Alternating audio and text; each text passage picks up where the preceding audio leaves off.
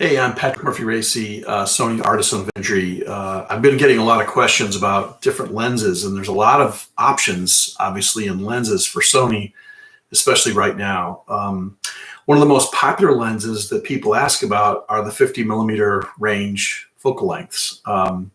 So I'm going to only talk about today two different lenses, and these are two of my favorites, actually. This is the Sony Zeiss 50mm f1.4. which is a tremendous lens. It's newer than the other one that's the kind of original wow lens from Sony.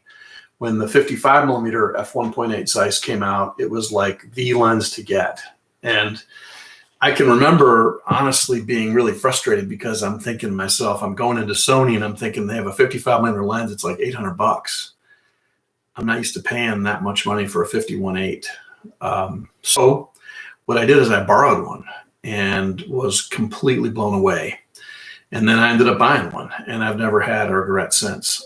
So the 51.8, this guy here, this is one of my original lenses that I bought when I first started moving into Sony. Now, originally, that was before there were like the A9 and all that kind of stuff, all the fancy high-end sports cameras. But the A7s, this is where this lens came from. Now, the 55.8 is also one of my favorite lenses to use on APS-C. So when I go out with my A6600, for example, I'm going to take my 24-1.8 Zeiss, which is equivalent to a 35mm lens, and I'm taking this bad boy because this gives me an 82mm 1.8 lens, which is phenomenal. So I don't use this just for full frame. I also use it for APS-C on the A6600.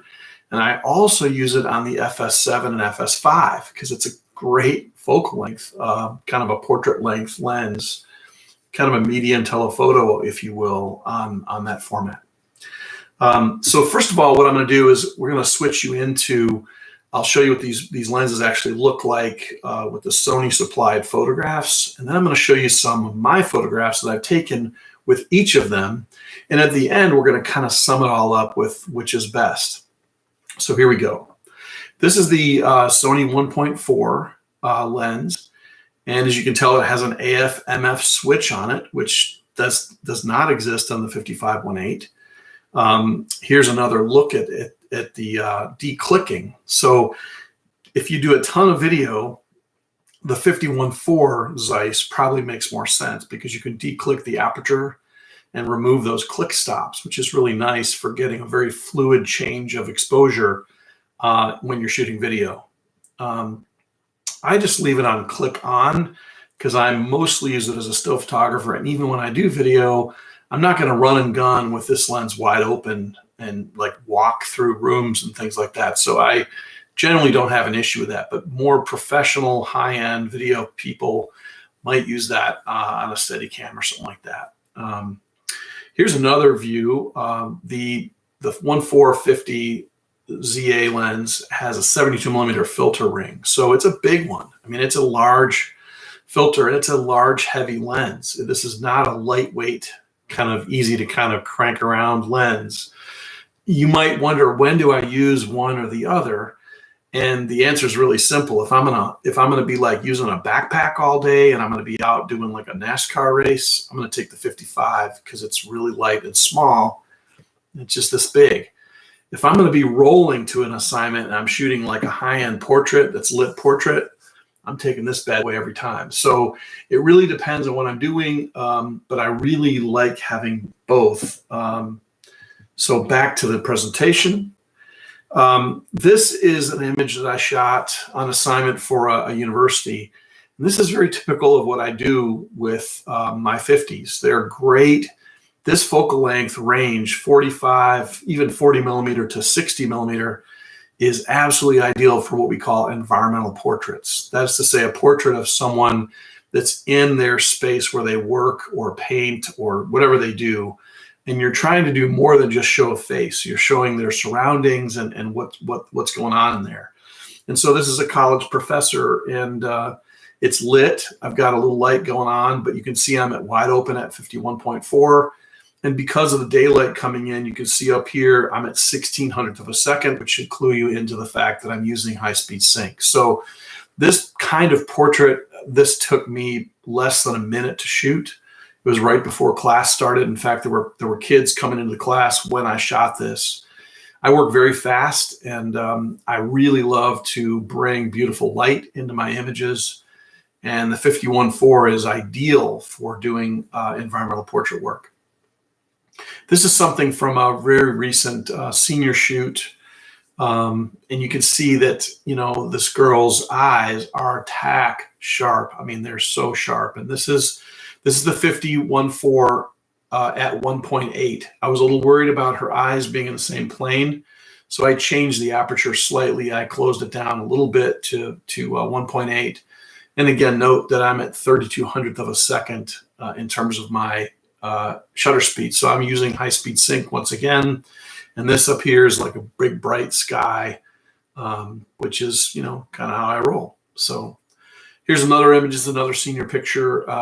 This is shot at f2, you know, 50mm at 100, and the shutter speed's 2500th of a second. So I do a lot of this. Is like sunrise at this girl's high school. This is like a statue of St. Patrick that's kind of iconic to her school. But if you look at her left eye, you can see how sharp it is even on a computer screen. So just take a look at this. I mean, this lens is so razor sharp. You can even see little tiny, you know, some of the kids use these sparkly droplets in their makeup, and you can see those. So I just love these lenses. And either lens would give me that great look. Here's another image from the other day. I just shot this last week. This is the 50mm, again at 1.8. I'm pretty close to her. I can't give you an exact distance, but I would guess I'm probably, you know, 6 feet away, maybe 5.5 feet. I was trying to do the COVID thing, so I'm trying to keep the distance and all that. But this is the A7R4. So it's a huge file, and I was a little concerned about getting both eyes sharp, so I actually used 1.8 instead of 1.4. And remember, there's a 1.6 in between there. So because I'm at 1.8, I'm actually 2/3 of a stop closed down from 1.4. And again, you can see my exposure on shutter speed side is 8,000th of a second. So again, I'm using high-speed sync, which lets me do that kind of moonlight portrait thing that sometimes people call that, where you are dropping the sky down, underexposing a big bright blue sky. This is kind of typical of my work. Here's another frame of the same girl, virtually the same exposure, except I'm at 6400th of a second. I've opened up a little bit, making the sky a little bit brighter, again at 1.8. This is another assignment that I did last week. Again, same kind of thing, 50mm, 1.8. Her head is turned slightly away from me, which means that her right eye is not in the same plane as her left eye. So to give me a little bit of, you know, just absolute for certain sure focus, I want both eyes sharp. I went to 1.8. And here's a 1.4 one. And if you look really closely at this image, you will see that the image that is on her right eye is sharp and her left eye is slightly soft. So what's cool about the eye autofocus or real-time tracking, if you use those cameras in Sony, is that you don't have to fear these really fast lenses. 1.4 is blazing fast. It's very fast. You don't have to fear them because the autofocus eye AF will automatically change to the eye that's close to the camera, which is really, really outstanding. So once again, we're going to keep going. This is the same girl just last week. This again is A7R4. I'm at 1.4 aperture here. And remember, on the more sort of modern Sony cameras, A9 II, A9, A7R4, you get to choose between animal AF and human AF. And so I've picked the human here. So kind of tricky. This dog was like, it's a puppy, and it was like very active, and so she was laughing a lot, kind of holding it and stuff like that. But I'm at 1.4. I'm far enough away, and notice the plane of focus on her eyes is very similar, so I chose to just stay wide open. Another image of the same girl shot back in 2018. This is the 1250th at 1.4, again, wide open. You can see how gorgeous this background is. Just love how beautiful it is. It's perfect. I just, really like that look. And again, from a shoot last week, I'm again at 1.8, just making sure that I've got a little bit of focus, a little bit more depth of field. So 100 ISO. And then this is from a series of portraits I did for a law school that's here in town. And these are various lawyers that were featured in a story. And this is kind of downtown Morristown, Tennessee, looking kind of down from above on the background of the downtown, all the facades of the buildings. This guy practices law there, and that's where he works. And so it made sense to shoot him in his environmental portrait in the town that he's at. But you can see it's a very, very busy background that is made beautiful by the 1.4 wide open. So again, these super fast primes are ideal for taking a complicated situation and making them simple and making the images really, really beautiful. This is something I did for a magazine out of Kentucky, and just a portrait of a couple in their home in Atlanta. And again, I'm using the 50mm 1.4 at 1.6. Now I'm indoors here, so I'm balancing a little bit with tungsten can lights up in the ceiling. And you can kind of see that, but I'm at 1.6. I'm far away from them. I'm like probably 10 or 12 feet away from them when I shot this. But I was concerned about holding eye sharp on both people. And so I went to 1.6. So that's a third of a stop, closed down from 1.4. So you can kind of see what I'm up to there. Here's another image from this portrait series of these lawyers. This is shot in Nashville. And here I wanted just a hair more in focus, making sure her eyes were good. It was very, very bright when I shot this where I was, and it was very hard for me to see the back of a camera. So I went to 2.2 on this. This is 50mm, but note my ISO is way down at 50. And this is a great feature of the Sony cameras that the full frame cameras have ISO 50 instead of stopping at like 100 or even 200 ISO. I love shooting down here because it lets me open up that lens even more. So 2,000th of a second at 2.2 aperture, and so on. And so what we're going to do next is we're going to talk about the 50mm. Excuse me. What we're going to do next is talk about the 55-1.8. And so the 55-1.8 is still one of my all-time favorite lenses because it's so lightweight and small. And so in recent times, again, if I'm going to use a think tank roller to go to an assignment with lighting, I'm going to take the 1.4 virtually every time. If I'm going to be using a backpack and I'm going to be humping all day, or I'm on vacation in Europe or something like that, I'm going to take the 55-1.8. So we'll just kind of talk about this lens. This lens is extremely compact and small. You can see there's no AF on-off switch. There's no way to turn the declick, the focus. So you're kind of stuck with electronic changing of apertures. So many video people probably wouldn't like this lens as much, but it's so tiny and small. That's like the great advantage of this lens. And also, just to give you an idea, this is the lens, this is what it looks like. But if you take the hood off and the rear cap, it's really small. I mean, it's a really, really small lens. It does not, it's just, it's like fits in my hand easily. So it's a very nice size lens. It's a joy to travel with because it just doesn't weigh anything. It's really, really tiny. So what we're going to do is start looking at a few pictures that I've shot with the 55-1.8 through time. So this is kind of one of my favorites because this is when the A9 was brand new. This is shot in, let's see, this is in September of 2017. And what's significant about this picture, I want you to pay close attention to the shutter speed it was shot at, because This is shot at 16,000th of a second, which is possible with the A9 and the A9 II. They go all the way up to 32,000th of a second actual shutter speed. So what I'm able to do here is use a 55mm lens around my neck. And this is what we call the oh crap camera in football. So I love the 55. I take the 55 to every single football game I go to. It's always around my neck on a camera that's where the strap is kind of, when I use this, the strap is holding the camera really high. So it's really close, so I can pull it up really fast for the oh crap moment, a long pass you don't expect or whatever. And it also, I never have a grip on that camera, and that's the only time I use autofocus with index finger, where I'm going to use the shutter release button to activate autofocus. Otherwise, I don't do that.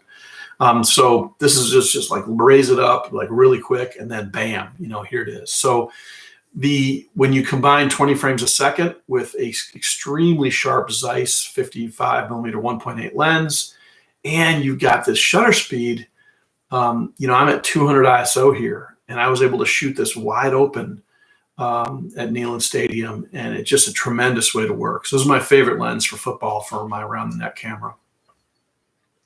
I just shot this last week on a job for a university, and the 55 is really small, but even though it doesn't have the ability to give you that smashing bokeh of the 1.4, if you move in close, you can totally blur out backgrounds, no problem. It's very nice. One other thing I'm going to mention just real quick about Sony Zeiss glass is that it's very calm. If you're coming from Canon or Nikon, especially if you're coming from Canon, you are accustomed and used to really flashy color, really heavy in the reds and orange and yellow.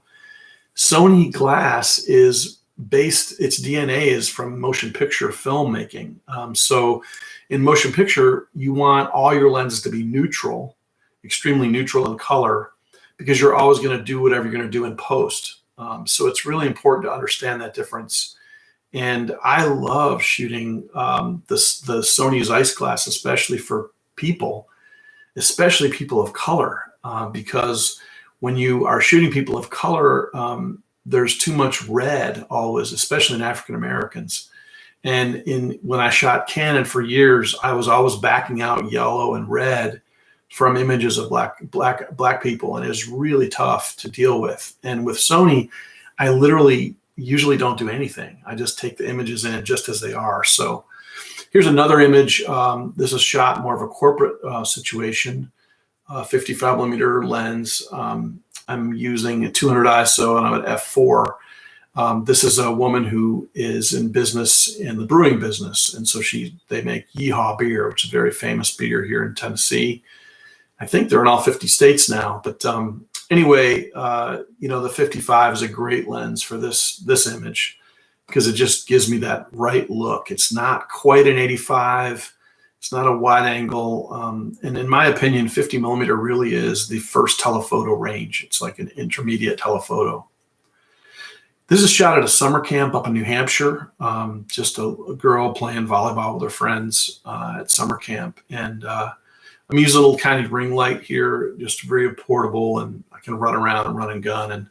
But it's really fun to get little kids and just shoot pictures of them and do quick things. It's kind of nice. Here again, another environmental portrait. This is a professor at this university I work for a lot, and this is the 55mm lens. And this is actually shot before I had access to an HSS light for Sony. I had to wait for that for a little bit. Now everybody makes it, but back then I didn't have that option.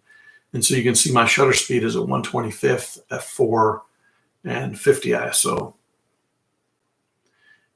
This is kind of a really neat way to shoot. A picture like this is pretty complicated because both eyes are, in fact, it's the iris of each eye is really, really sharp.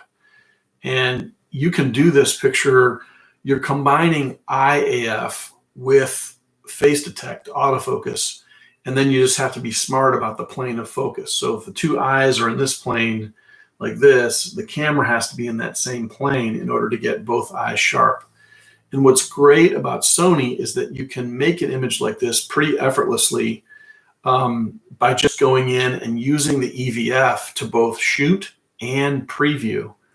So you can shoot a frame, you can stop, play, leave your eye in the EVF, zoom in on what you just shot, look at it, and then have her turn her head a little bit, or you move slightly to kind of get this look. I love this look. It's fantastic. And this is a kind of an easy senior picture. You just do a really tight portrait, and you just have to go in and, you know, clean up their face a little bit and retouch a little bit. But very easy, straightforward way to go.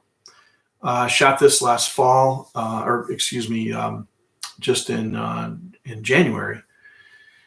And this is the 55-1.8 wide open, 1/3200th of a second. So again, this is obviously with high-speed sync again.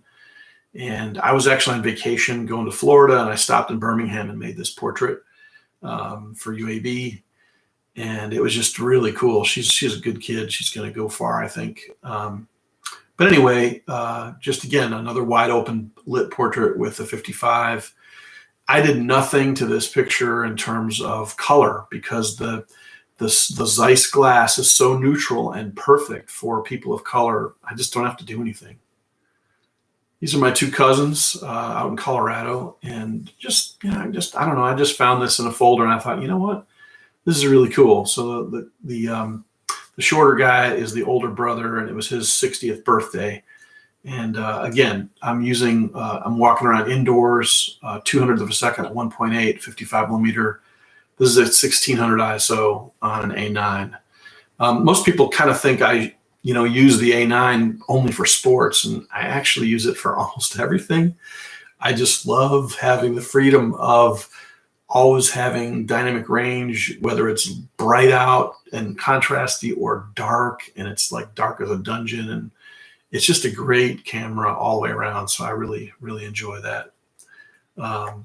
This is my mother and father-in-law down at the beach, down at Seaside in Florida. And just did a little portrait of them. It's important to always be shooting, older people in your families. We never know when we're going to lose them. So it's really cool to make these images like this. And this is the 55-1.8. And I'll be honest, if you look really close at this, only my mother-in-law is sharp, and Fritz, her husband, is a little bit soft. I'm just too close to them to pull this one off. And the reason why I bring this up is even at 1.8, you think 1.8 versus 1.4, it's going to not have that same bokeh. It does. And remember that the three things that affect depth of field or bokeh are your subject to camera distance, your focal length, and last is your aperture. So in order of importance, it's how close you are to the subject that you're shooting. And then it's the focal length. That's the next thing. And then last is the aperture. So really, when you get a little close to people, like I did here, I kind of messed up. It was super bright, early morning, Florida sun. So I should have checked again, and I didn't. But still a nice picture, so I'm good with it. So last, kind of the big question is like, which lens do I like the most? And the answer is yes. It's just yes. Now, I do have the ability, and I can afford to have both.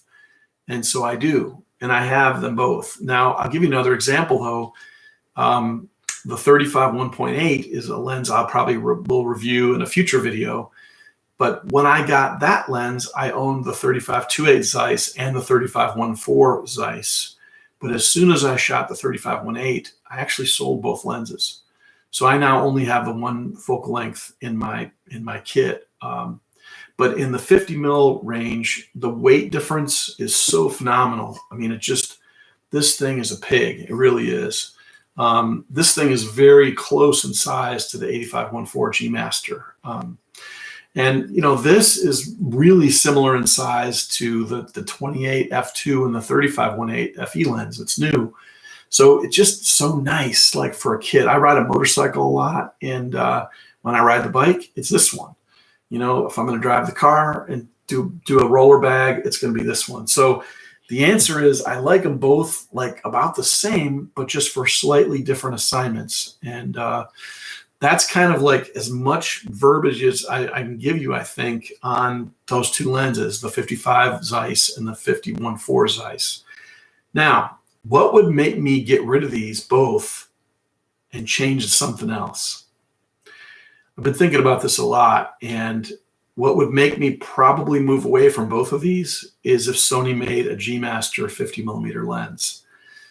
Every time Sony comes out with something that they put the G Master moniker on, it is absolutely beyond everything else they've done. And so I'm kind of hoping that at some point in the future, Sony will make a 50mm 1.2 or a 51.4 or a 51.6 or some kind of 50mm G Master lens. And whether that lens is a 58 or a 55 or a 50, I don't really care. But I will say that just on the basis on the track record of all the G Master glass that I've tested and used and own, man, if they make a 50, I will buy it sight unseen, and I'll probably pedal these before I even test what it is, because again, they've instilled a kind of a trust in me as a photographer that if they put G Master on something, it's going to knock it out of the park. Otherwise, though, I'm so happy to have both lenses. I just use them for slightly different things, and depending on how I'm moving gear around, really, that's what kind of is the decision. So again, I'm really trying hard to increase this, the kind of bandwidth of my YouTube presence. I need more people to subscribe. So please share this video if you feel like there's something in there that you got out of it that was good, if the information is good. I'm not the kind of guy that's going to talk about lens groups and how many aspherical elements and all that crap. I actually use these cameras and shoot them. I'm not an engineer. I mean, those things are part of the story of these two lenses. There's a lot more glass and a lot more individually expensive chunks of glass in the 51.4 than the 51.8, but that comes at a cost of price and weight. So for me, I'm going to try to do more of these lens kind of reviews, and I'm sorry if I flubbed up a little bit. I'm doing this on YouTube Live, so there really isn't a way for me to kind of not do that.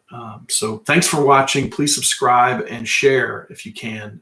If you have questions, I try really hard at least once every couple days to sit down and go through comments. So if you have a question about these lenses or how I use them, please go ahead and put them in the comments. If you like what you see, tell me that too. Sometimes it helps to hear from somebody that is nice to me, because there's some ogres out there in YouTube land, and they're a pill and they're hard to deal with. So anyway, like, subscribe, whatever, share. Share is what I really need the most. So if you gain from this, I'm glad, I'm happy, but please help me out by subscribing and sharing with your friends. Thanks so much. I'm Sony artisan Patrick Murphy Racy, ending my review of the 50mm 1.8, 1.4,